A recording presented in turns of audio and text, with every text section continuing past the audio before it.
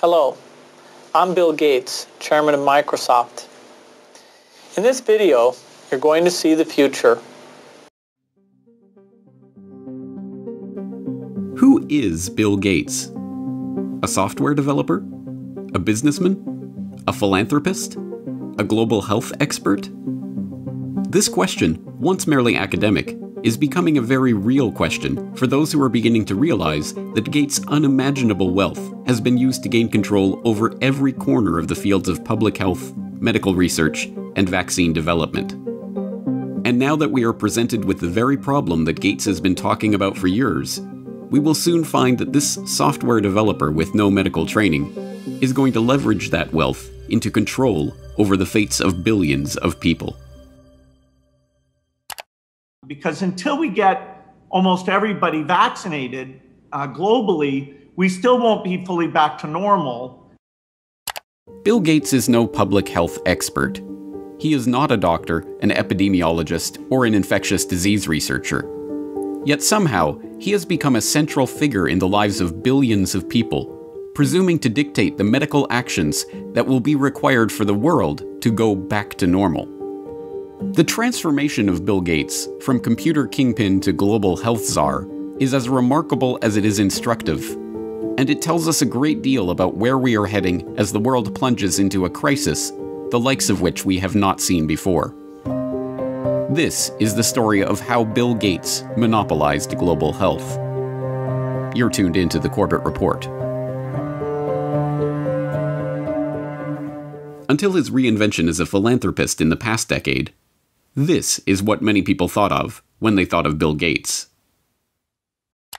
In the case of the United States versus Microsoft, the US Justice Department contended that the software giant had breached antitrust laws by competing unfairly against Netscape Communications in the internet browser market, effectively creating a monopoly.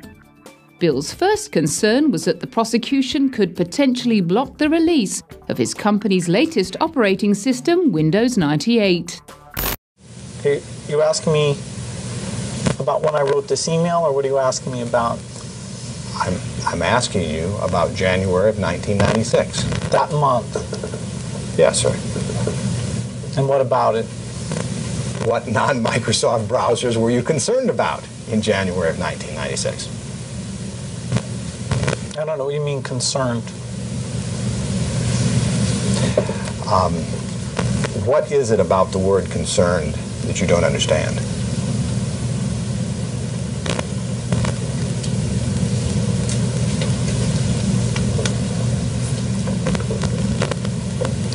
I'm not sure what you mean by it. We're going to be working together on Microsoft Office, on Internet Explorer, on Java, and I think that it's going to lead to a very healthy relationship. So it's a package announcement today. We're very, very happy about it. We're very, very excited about it. And I happen to have a special guest with me today via satellite downlink. And if we could get him up on the stage right now.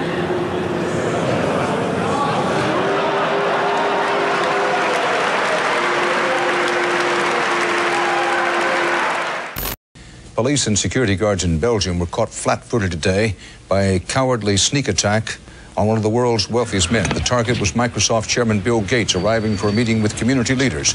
Watch what happens when a team of hitmen meet him first with a pie in the face.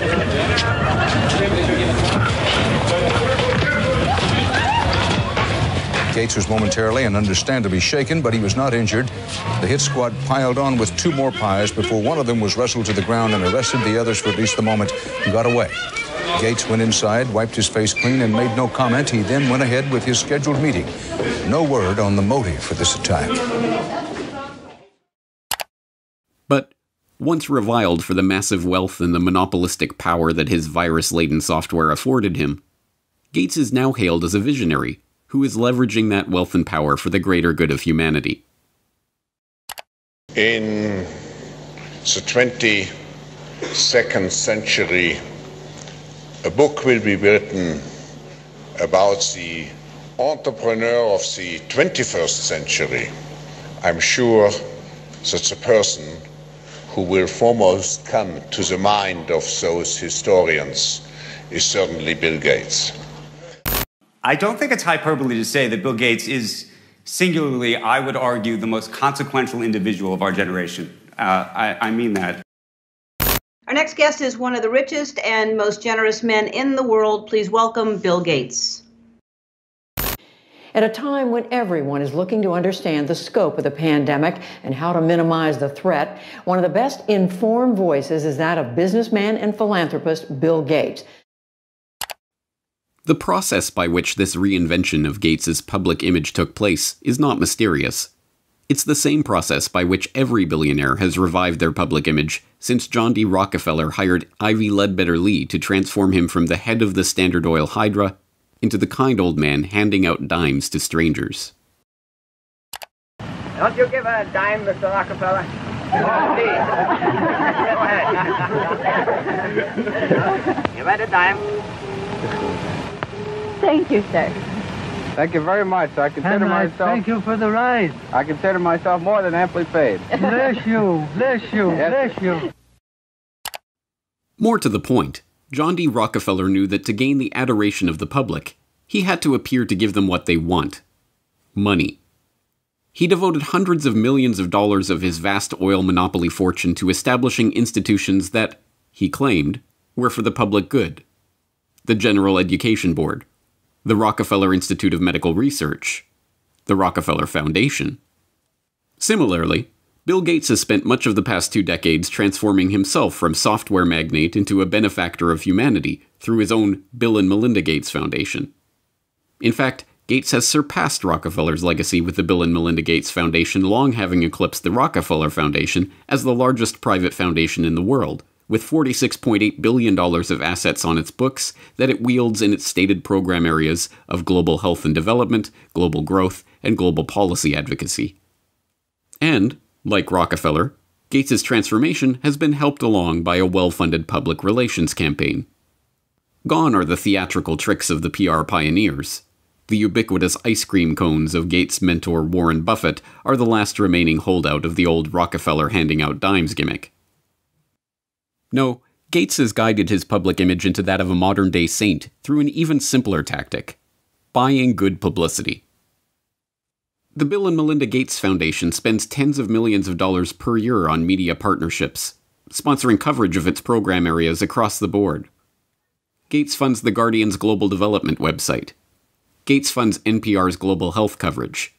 Gates funds the Our World in Data website that is tracking the latest statistics and research on the coronavirus pandemic. Gates funds BBC coverage of global health and development issues, both through its BBC Media Action Organization and the BBC itself. Gates funds World Health coverage on ABC News. When the NewsHour with Jim Lehrer was given a $3.5 million Gates Foundation grant to set up a special unit to report on global health issues, NewsHour communications chief Rob Flynn was asked about the potential conflict of interest that such a unit would have in reporting on issues that the Gates Foundation is itself involved in. In some regards, I guess you might say that there are not a heck of a lot of things you could touch in global health these days that would not have some kind of Gates tentacle, Flynn responded. Indeed, it would be almost impossible to find any area of global health that has been left untouched by the tentacles of the Bill and Melinda Gates Foundation. It was Gates who sponsored the meeting that led to the creation of Gavi, the Vaccine Alliance, a global public-private partnership bringing together state sponsors and big pharmaceutical companies whose specific goals include the creation of healthy markets for vaccines and other immunization products. As a founding partner of the alliance, the Gates Foundation provided $750 million in seed funding and has gone on to make over $4.1 billion in commitments to the group. Gates provided the seed money that created the Global Fund to Fight AIDS, Tuberculosis, and Malaria, a public-private partnership that acts as a finance vehicle for governmental AIDS, TB, and malaria programs. When a public-private partnership of governments, world health bodies, and 13 leading pharmaceutical companies came together in 2012 to accelerate progress toward eliminating or controlling 10 neglected tropical diseases, there was the Gates Foundation, with $363 million of support. When the Global Financing Facility for Women, Children, and Adolescents was launched in 2015 to leverage billions of dollars in public and private financing for global health and development programs, There was the Bill and Melinda Gates Foundation as a founding partner with a $275 million contribution. When the Coalition for Epidemic Preparedness Innovations was launched at the World Economic Forum in Davos in 2017 to develop vaccines against emerging infectious diseases, there was the Gates Foundation with an initial injection of $100 million. The examples go on and on. The Bill and Melinda Gates Foundation's fingerprints can be seen on every major global health initiative of the past 2 decades. And beyond the flashy multi-billion-dollar global partnerships, the foundation is behind hundreds of smaller country and region-specific grants, $10 million to combat a locust infestation in East Africa, or $300 million to support agricultural research in Africa and Asia, that add up to billions of dollars in commitments. It comes as no surprise, then, that far beyond the $250 million that the Gates Foundation has pledged to the fight against coronavirus, every aspect of the current coronavirus pandemic involves organizations, groups, and individuals with direct ties to Gates funding. From the start, the World Health Organization has directed the global response to the current pandemic. From its initial monitoring of the outbreak in Wuhan and its declaration in January that there was no evidence of human-to-human transmission, to its live media briefings and its technical guidance on country-level planning and other matters, the WHO has been the body setting the guidelines and recommendations shaping the global response to this outbreak. But even the World Health Organization itself is largely reliant on funds from the Bill and Melinda Gates Foundation. The WHO's most recent donor report shows that the Bill and Melinda Gates Foundation is the organization's second largest donor behind the United States government. The Gates Foundation single-handedly contributes more to the World Health Body than Australia, Canada, France, Germany, Russia, and the UK combined. What's more, current World Health Organization Director General Tedros Adhanom Ghebreyesus is in fact, like Bill Gates himself, not a medical doctor at all, but the controversial ex-Minister of Health of Ethiopia, who was accused of covering up 3 cholera outbreaks in the country during his tenure. Before joining the WHO, he served as chair of the Gates-founded Global Fund to fight AIDS, tuberculosis, and malaria, and sat on the board of the Gates-founded Gavi, the Vaccine Alliance, and the Gates-funded Stop TB Partnership. The current round of lockdowns and restrictive stay-home orders in Western countries were enacted on the back of alarming models predicting millions of deaths in the United States and hundreds of thousands in the UK. Imperial College in London released a COVID-19 report, and that's where most of our U.S. leaders are getting the information they're basing their decision-making on. The report runs us through a few different ways this could turn out depending on what our responses are. If we don't do anything to control this virus, over 80% of people in the U.S. would be infected over the course of the epidemic, with 2.2 million deaths from COVID-19. That 2.2 million deaths also doesn't account for the potential negative effects of health systems being overwhelmed. From this evening, I must give the British people a very simple instruction. You must stay at home. Enough is enough. Go home and stay home. A statewide order for people to stay at home. The work of 2 research groups was crucial in shaping the decisions of the UK and US governments to implement wide-ranging lockdowns, and, in turn, governments around the world. The first group, the Imperial College COVID-19 Research Team, issued a report on March 16th that predicted up to 500,000 deaths in the UK and 2.2 million deaths in the US unless strict government measures were put in place. The second group, the Institute for Health Metrics and Evaluation in Bill Gates's home state of Washington, helped provide data that corroborated the White House's initial estimates of the virus effects, estimates that have been repeatedly downgraded as the situation has progressed. Unsurprisingly, the Gates Foundation has injected substantial sums of money into both groups. This year alone, the Gates Foundation has already given $79 million to Imperial College, and in 2017, the foundation announced a $279 million investment into the IHME to expand its work collecting health data and creating models. Anthony Fauci, meanwhile, has become the face of the US government's coronavirus response, echoing Bill Gates's assertion that the country will not get back to normal until a good vaccine can be found to ensure the public's safety.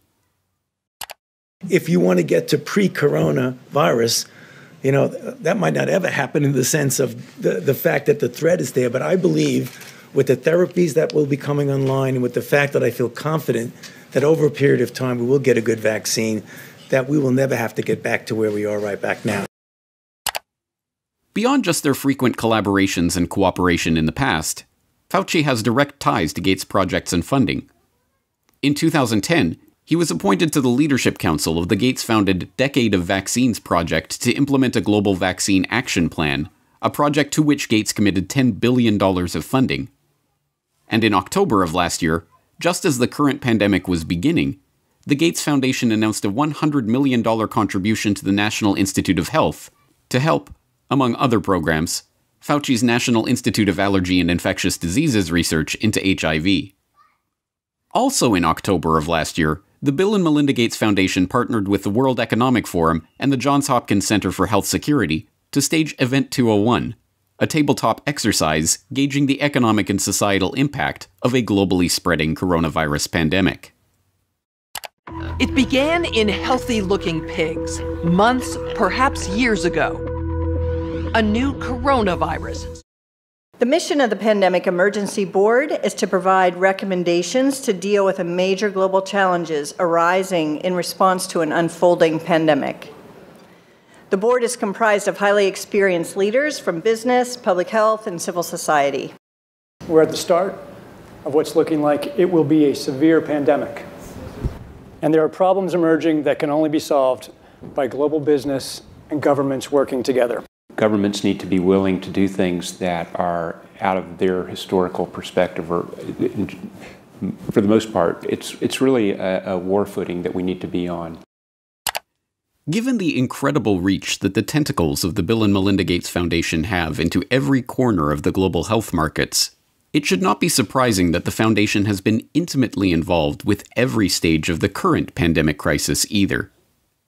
In effect, Gates has merely used the wealth from his domination of the software market to leverage himself into a similar position in the world of global health. The whole process has been cloaked in the mantle of selfless philanthropy, but the foundation is not structured as a charitable endeavor. Instead, it maintains a dual structure. The Bill and Melinda Gates Foundation distributes money to grantees, but a separate entity, the Bill and Melinda Gates Foundation Trust, manages the endowment assets. These two entities often have overlapping interests, and, as has been noted many times in the past, grants given by the foundation often directly benefit the value of the trust's assets.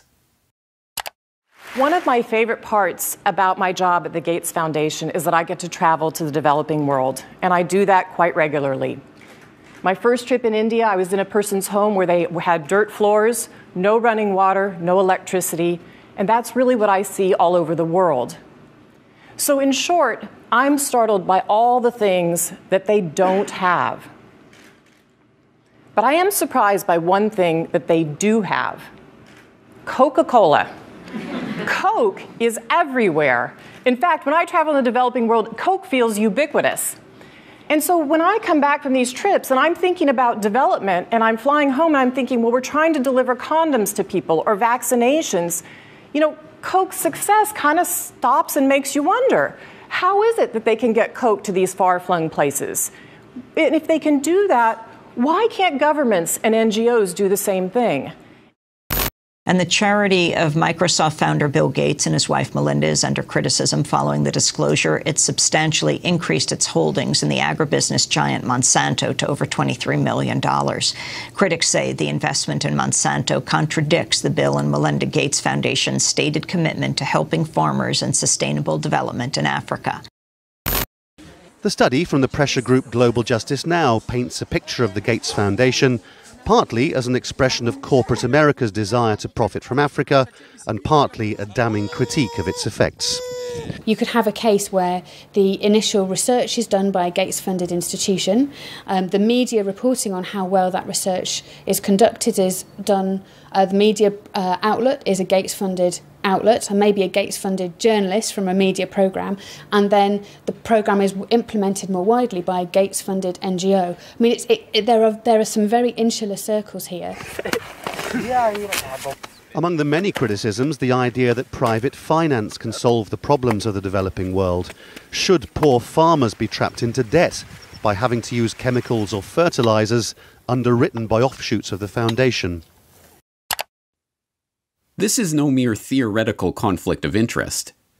Gates is held up as a hero for donating $35.8 billion worth of his Microsoft stock to the foundation. But during the course of his decade of vaccines, Gates' net worth has actually doubled, from $54 billion to $103.1 billion. The Rockefeller story provides an instructive template for this vision of tycoon turned philanthropist. When Rockefeller faced a public backlash, he helped spearhead the creation of a system of private foundations that connected in with his business interests. Leveraging his unprecedented oil monopoly fortune into unprecedented control over wide swaths of public life, Rockefeller was able to kill two birds with one stone, molding society in his family's own interests, even as he became a beloved figure in the public imagination. Similarly, Bill Gates has leveraged his software empire into a global health, development, and education empire, steering the course of investment and research and ensuring healthy markets for vaccines and other immunization products. And, like Rockefeller, Gates has been transformed from the feared and reviled head of a formidable hydra into a kindly old man, generously giving his wealth back to the public. But not everyone has been taken in by this PR trick. Even The Lancet observed this worrying transformation from software monopolist to health monopolist back in 2009, when the extent of this Gates-led monopoly was becoming apparent to all. The first guiding principle of the Bill and Melinda Gates Foundation is that it is driven by the interests and passions of the Gates family. An annual letter from Bill Gates summarizes those passions, referring to newspaper articles, books, and chance events that have shaped the foundation's strategy.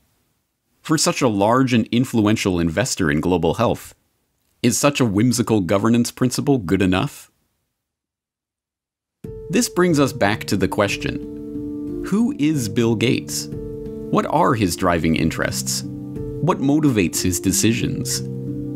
These are not academic questions.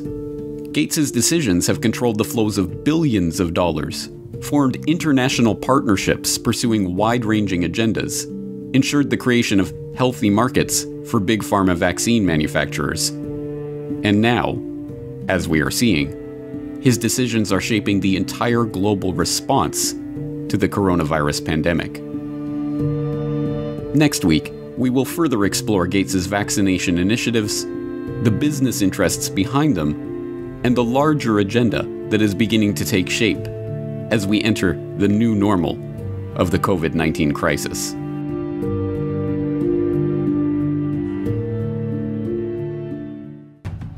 Next week on the Corbett Report. And then the final solution, which is a year to 2 years off, is the vaccine.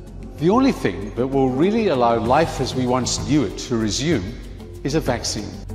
This will be the new normal until a vaccine is developed. The truth is that this attempt to reorient the global health economy was part of a much bigger agenda. But when we started developing coronavirus vaccines, we noticed in laboratory animals that they started to show some of the same immune pathology. Just to head off the conspiracy theorists, maybe we shouldn't call the vaccine the final solution. Maybe just the best solution. Okay. Bill Gates' plan to vaccinate the world.